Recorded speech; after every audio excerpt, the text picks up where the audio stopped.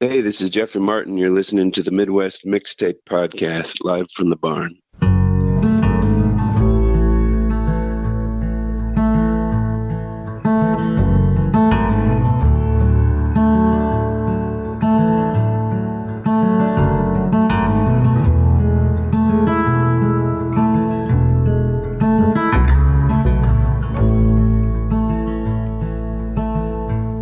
I read a story about a coal fire. It burned for 80 miles underground, under rivers and across the state line, without a flame, without a sound. It burned a building and some fence posts. When it come up from the dirt into the sky, and when they interviewed the town folks, they said that hell was. Hi, and welcome to the Midwest Mixtape podcast live from the Barn Studio in Southeast Missouri. You got the Mox here, and I'm joined with a special guest online. We have Jeffrey Martin. Jeffrey, thanks for joining us today. Oh, my pleasure. Thanks for having me, man. I have to start off the jump and let you know that I am a massive fan, and I'm honored to have you on. I think very highly of your music, your talents, and your art. So thanks for joining us. Got a new album, got a new tour. We're going to talk about all that eventually, but can we dig into the past first? I want to talk about Coal Fire. Coal Fire, I think it's one of the greatest songs ever written. Can you tell us the story behind Coal Fire? Yeah, well, thanks, man. That's really kind of you. I don't remember what year I wrote it, but I was staying in a hotel somewhere, and I read this story about this town in Pennsylvania, Centralia. In the town years ago, decades ago now, they were burning trash there in the landfill, and they let the trash burn longer than they should have, and it kind of burned down underground into this forgotten coal mine shaft, and it caught all this coal left over in the rock on fire, and it smoldered and just spread for miles, and then started coming up through the ground and burning houses and buildings and messing up this town infrastructure and stuff. And eventually they had to evacuate the whole town, and it's still burning today. And I just felt like it was such a ripe story for for what happens internally in myself, I guess, when I bury stuff that just burns and smolders and finds a way out eventually. So I kind of told the story of that town, and then the choruses are kind of the internal bit, I guess, the reflective bit of tying it to that stuff. When you first come across the story, is it immediate for you? Is it like, oh, this is something that I feel? I know it's like an analogy, metaphor, whatever, but does it hit you instantly, or is it something that sits with you for a little bit? I don't know. That one did. That one just, I don't know if it was like the perfect timing for myself too in that moment. I don't know, but I remember just like I had played a show that night, and I was staying in a hotel above the gig, and I just stayed up all night writing that song. Just kind of dropped out, but yeah, I don't know. It just felt really immediate for some reason, but that's pretty rare. I think I don't encounter that often. I love the part in the song where I think the first verse pretty much is you sort of setting up the story for the listener, right? But then it definitely turns into something personal. I think maybe in the chorus or second verse. So it sort of flips the switch, and I think for the listener, for me anyway, it was like, oh, okay, this is actually what we're talking about. So, it might visually represent, you might have a story or like an image of a town that's on fire, coal, whatever it might be, but then you're like, oh, this is something else. And I love that in songwriting. Well, I'm glad it worked out. Sometimes I'm nervous if people will follow me in that transition sometimes in their writing and stuff like that, but you hear a lot of artists talk about leaving the lyrics up for interpretation for their listener. Yeah. Is that something that you try to do? Do you stay away from, really clarifying some of the messages in your lyrics? I think it's something I've learned to do a little better. I listen to some older songs of mine, or sometimes that people ask me to play older songs I haven't played in a while, and they feel a little bit too confined and defined, I guess.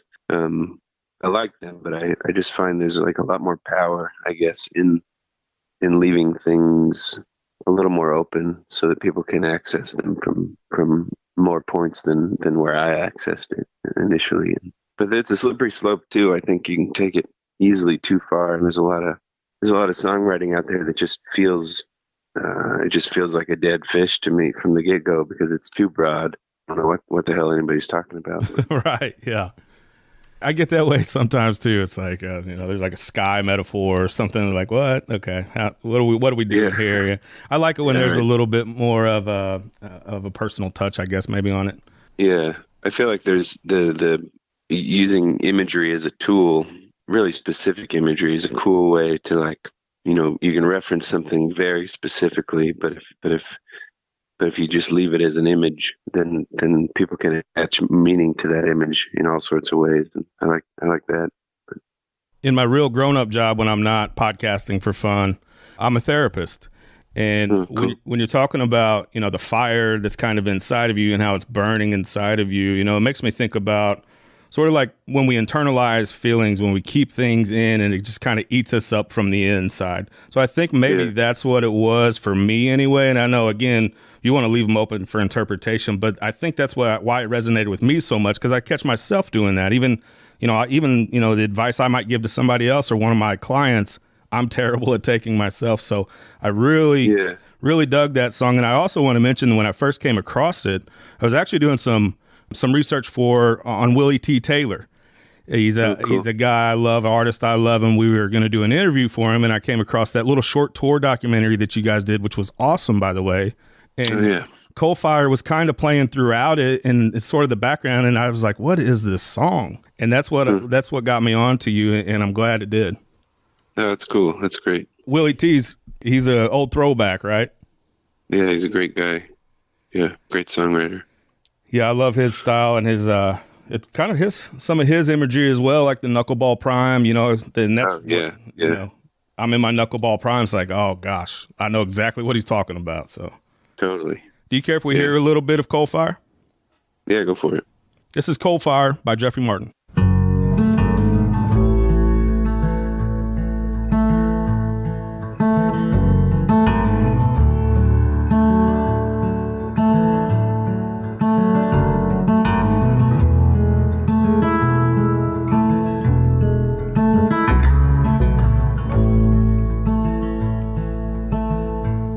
I read a story about a coal fire. It burned for 80 miles underground, under rivers and across the state line, without a flame, without a sound. It burned a building and some fence posts. When it come up from the dirt into the sky, and when they interviewed the town folks, they said that hell was on the rise. Now I'm looking out the window while you are sleeping. I'm scared out of my mind, oh no. I feel that fire creep. That's Coal Fire by Jeffrey Martin. Love that song. It's hard for me to even fade it out right there. I think I could sit here all day and listen to it. But yeah, I know, that song's several years old for you at this point. Do you still play it at your shows? Yeah, I do. People keep asking for that one, so I'm happy to play it. Yeah. Do you ever, see a response from the crowd? Maybe an emotional response or somebody that really just kind of deeply connects with it. Yeah. That song especially finds it seems to hit men a lot harder than women. And I don't know. I've thought a lot about that. I don't know if that's some indicator of something in our culture or our society, or I don't know what it is. But yeah, there's a lot of men that have come up after shows saying that song was something they needed to hear, and I don't know. There are a handful of songs that I wrote a long time ago that I can still play today, and they feel like I don't get tired of playing them because there's something to access there still, and I'm thankful for that. But yeah. I appreciate you digging into the past with me. Let's talk a little bit about the rest of 2023 and 2024. 48 dates I counted on this run that you're going to go through, starting in November, ending in May, pretty much all across the country. You're going to be out for a while doing a lot of different shows, supporting the new record, Thank God We Left the Garden. Excited to go back out, get it back out on tour and play these new songs? Yeah, I'm so excited. Yeah, it's been a while since I've had a new record out, and that's kind of like that's a process that I've learned to not fight. It just kind of is what it is. The songs come when they come, but I'm really excited to have it out now. And I think that those dates, I've added like 36 more dates to that list now since that one got posted. So it's going to be a hell of a year, but yeah, it's going to be good. I know you've spent time, being a teacher and being in school districts. My wife's a teacher as well, and I spent some time in the school districts as well. But now it sounds like you're a full-time musician, right? Have you taken that step to where this is everything? Yeah. I stopped teaching back in 2015 or 16, and just been kind of tour full time since then, and it's going well. I really love teaching, though. I think about it all the time. I run into old students on the road too, all scattered around the country now, so that's cool. But yeah, that's a great thing. I mean, just teaching in general, like I said, my wife's one, and she gets to connect with kids on a level that many people don't. My own kids, they see their teachers sometimes just as much as they're seeing me, for 8 hours or whatever. So, that connection there that they make with them, you hope it's a positive one, and how they can impact, their students' lives. I think it's a great, noble profession, and I want to advocate for actually better teacher pay and benefits. Man, me too. Everywhere I go, I do. Yeah. I love playing music. I feel like it's such a gift that I get to do this right now, but I would happily teach until I died. Also, I think it's a brilliant job. So were you an English teacher? I was, yeah. High school mostly. Okay. Yeah. So lyric writing, poems, storytelling, it all kind of connects together then, I guess. Yeah, and it's exhausting teaching, so I wasn't doing much writing of my own then, but it was filling the tanks for when I had time to write, for sure. And it's just great to be in the thick of words and writing, while I was teaching, and there was a lot of inspiration there, I think, that came later. It sounds like Thank God We Left the Garden was recorded in a way that I think maybe you've recorded some in the past, but it's recorded live, so we're not tracking things specifically. It seems like a very sort of organic approach to recording where it's live with a couple microphones. How did this stripped down approach affect the overall maybe intimacy of the record and the songs? Oh man, it was interesting. I because I hadn't put out a record in a long time, I had it in my head that when I do this record, I need to do it up in a studio, and my initial idea was to have it pretty heavily produced, and then I just at home here I started putting demos together to bring into the studio, and just really fell in love with the sound of the demos. There's some like really raw intimacy to those songs that I felt like served these songs better than like a produced studio sound would. And to my manager and label manager's credit, I sent them a couple tunes and said, hey guys, like, do you like this sound as much as I do? Because I feel like this might be the record. And they both were 100% on board. And so I ended up just doing it at home with two mics, and just played everything live. And I feel like that's what the songs needed for whatever reason. But it's a very earnest record, I think. The writing is, I think in the past, like my earlier songs, I love talking about these ideas that maybe are in, these characters' stories, but they reflect something larger in society or something. And I like writing that way. But these new songs, they feel very close to me, and a lot more earnest, I guess. And I just think recording it this way kind of fit the tone better, I hope. What do you think about the state of music right now? And do you think it's an important time for art? I don't know if your songs are politically charged or socially charged or whatever they might be, but it just feels like to me that it's an important time for, bringing people together and trying to heal from some of the past years that we've experienced. Yeah, no, I completely agree. It's a great I think that obviously politically we're in this really, really tough moment. People are feeling a lot of division that I think maybe doesn't really exist. It's kind of this idea of division that's been sold to us on both sides that's not really there when you chase it. And but bigger than that and more long term, I think just the fight to hold on to why we value humanity and all the flaws and the strangeness that comes along with it. I think that's going to be a big fight for the coming decades as we develop all these weirder and weirder things that are like humanity adjacent, technologies and artificial intelligence and whatever else. I think this is a crucial time for art and music of any kind that kind of can reflect back at us why we are important and why what we have to say on any level is still beautiful. Kind of adding to that theme, I'm going to quote you real quick about your new single, There Is a Treasure. You say, "This is a thankful ode to all that remains out of reach, to the brief glimpses of a place beyond time, worry, beyond death even, where we live purely and forever in the here and now, and it stretches out past all measure." I don't know. I think I wrote it in response to this moment we're in, where I feel like we are so excited about being able to define things. Like right now, we're so excited about knowledge and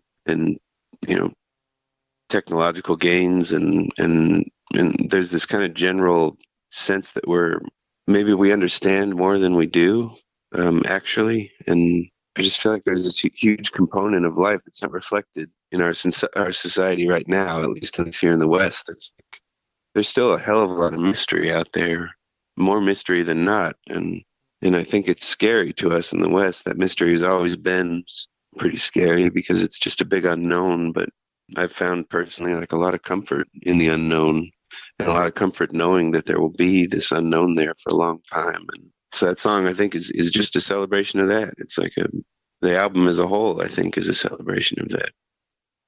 I love this little guitar lead on here. It's almost like a classical Spanish kind of flavor to it.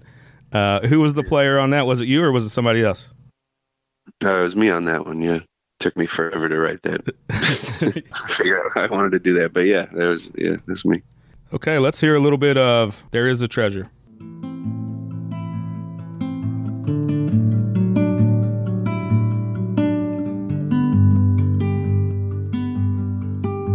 The city will still be moving in the morning.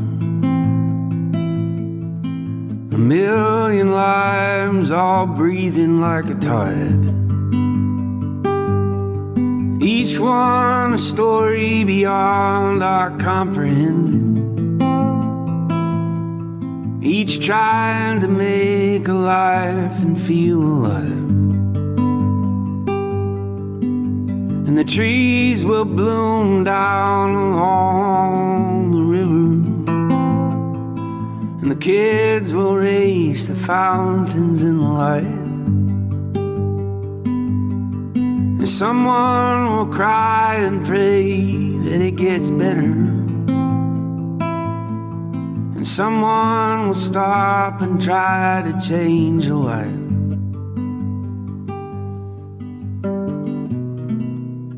You mentioned recording in your home studio. How do you know when a song is done? Is it a little bit of, what do they call it? Paralysis by analysis sort of thing where you could pick every single thing apart? How do you know when a song's done, when it's access, you have such easy access to your studio?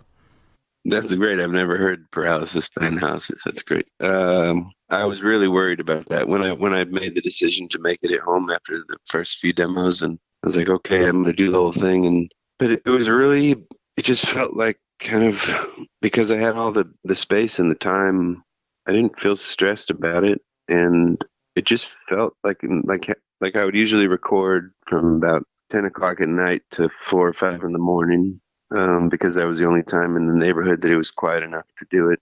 And it just felt like this really organic kind of, some nights I would get 2 songs down and just kind of feel in my gut like, oh, I should go for a walk now and be done. And so usually I'd bounce those tracks and put them on my phone and just go for a walk around the neighborhood and just feel like, oh, that one's done. Or, there are a few songs on there that I added a lot more to, more guitar parts, and ended up pulling most of that stuff off because it just felt like it crowded the song. But really, it's just a process of like trying to listen to my gut, and it didn't stress me out too bad. I was worried about that initially, that I would chase kind of this trying to find the perfect recording, and then because of the way I recorded it, and because of it's not a studio, it's just a little plywood shack that used to hold all my tools, and now it's like a little music shack, I guess. But there's just noise, there's sound, and there's like a big apple tree out behind it that would be scraping branches on the tin roof sometimes, and just kind of, it felt like there were enough things that were out of my control that I didn't get overly precious with the recordings. Your sound is so intimate, and really it's a quiet sound. So I could see how recording in a neighborhood with other, even right now I'm in my backyard studio and I hear somebody mowing their yard right now. So it's like, pick up all those things. So were you always in search, like an endless pursuit for the right take? Was it more about the take than anything else? Yeah, it was more, it was, and there are sounds on the record. If you crank it up, you can hear stuff going on in the neighborhood, but it was just all about, like, a lot of times when I'm writing songs, I'll be making voice memos on my phone for the initial bits of it, and I've always loved the energy in those versions more than the studio version of songs, and this whole record to me feels like a big voice memo in a good way. And I wouldn't force it. I wouldn't do a song 10 times in a row to try and get a take. I would just play the song. If it wasn't there, then I'd hit it the next day or something.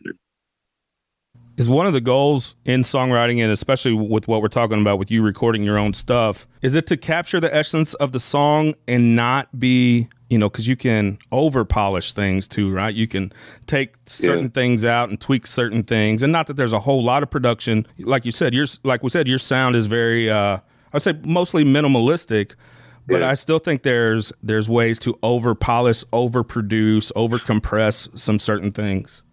For me, the gauge, at least with this record, was listening to some old Nina Simone stuff. There's these great live recordings that Nina Simone made that you can hear that she's at the piano. You can hear her shifting on the bench. You can hear her adjusting things, and I love that stuff. I love that you can hear a human at an instrument, and you can imagine the room, and you can kind of see the space in your mind. And so I tried to maintain all of that on these songs. Like there's one, actually it might be, it's a song called Red Station Wagon. The next single that's coming out pretty soon from that record there's a heater click. It was really cold that night, and I had this oil coil heater in the shack, and it clicked somewhere in the song as it turned on. And I meant to, my buddy John Neufeld, who mastered the record, I was going to ask him to pull that click out during the mastering process, and we ended up just leaving it. And I really, I love it, because every time I hear it, and I don't know if other people can hear it, it's pretty subtle, but every time I hear it, like, I can see that room, and I can see the space, and I can see the one little lamp that I had on when I was recording. And so that was the main goal, was just to maintain the reality that there's a human being in a room right now that's recording these songs, and I think there's a lot of brilliant music made right now that loses that feeling. It's, you're doing 10 vocal takes and you're cutting them all up, and you're taking this word from this take and this word from the other take, and I think that serves a purpose, but I just love to feel the human behind the song. Yeah, in the studio punch-in world, it becomes robotic, it seems like, where you're literally piecing together maybe a whole vocal phrase from punch-ins. Right. And maybe the casual listener's not going to pick up on that. Maybe a good ear won't pick up on that as well, but I still think it is a feeling that maybe even unconsciously you can pick up. Yeah, I agree. Yeah. We interviewed a indie band out of Wisconsin called Waldemar. They're a really great band. They have a sound that's similar to like the War on Drugs, maybe, if you're familiar with them.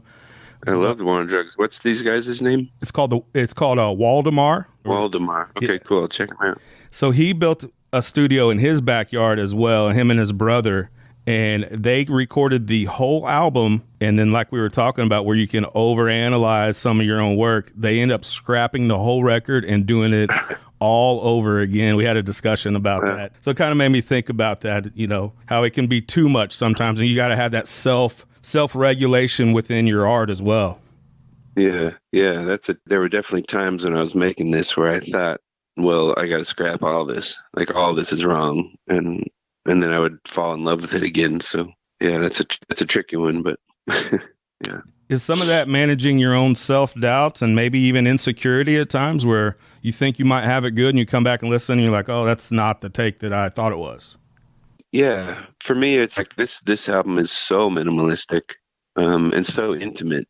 Like, you can hear every single word on the record. You can hear, you know, every breath on the record, and there just isn't a lot right now that I know of to compare it to, like, sound wise. And so it was kind of like, I still feel a little nervous about that, because it's not, you know, I always think comparing music, comparing songs is never a good thing to do, especially in the recording process, because, you know, inevitably you learn to hate what you're making if it doesn't sound like something you're comparing it to that's also doing well or something. But I think that was the biggest kind of thing that kept biting me in terms of insecurity. It was like, oh, is this too intimate, or is anybody going to listen to this? Is anybody going to appreciate this the way I do right now? And who knows, you know, maybe it is, but it just felt like the way the songs needed to be made.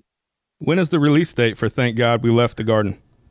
November 3rd, the album will be out. We have the new single, There Is a Treasure, out now. You said Red Station Wagon is your next release? Yeah, Red Station Wagon is going to be out October 3rd. And then you're going on a hell of a tour. You're going to have the next several months, if not year, being busy out on the road. If you're listening to this and Jeffrey Martin's coming to your town, I plead with you and beg you to go see him. Jeffrey, we really appreciate your time. Thanks for joining us today. We are big fans here, and we look forward to hearing the rest of the record. Hey, man, thanks for having me. It was good talking with you.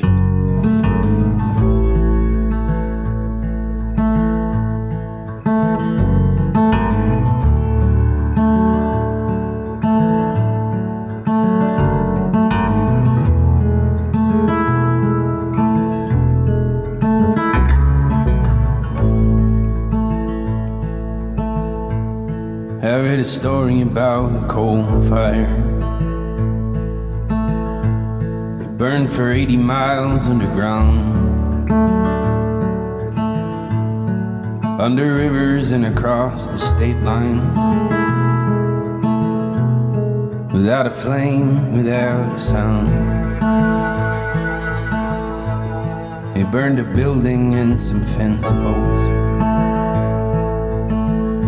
When it come up from the dirt into the sky, and when they interviewed the town folks, they said that hell was on the rise.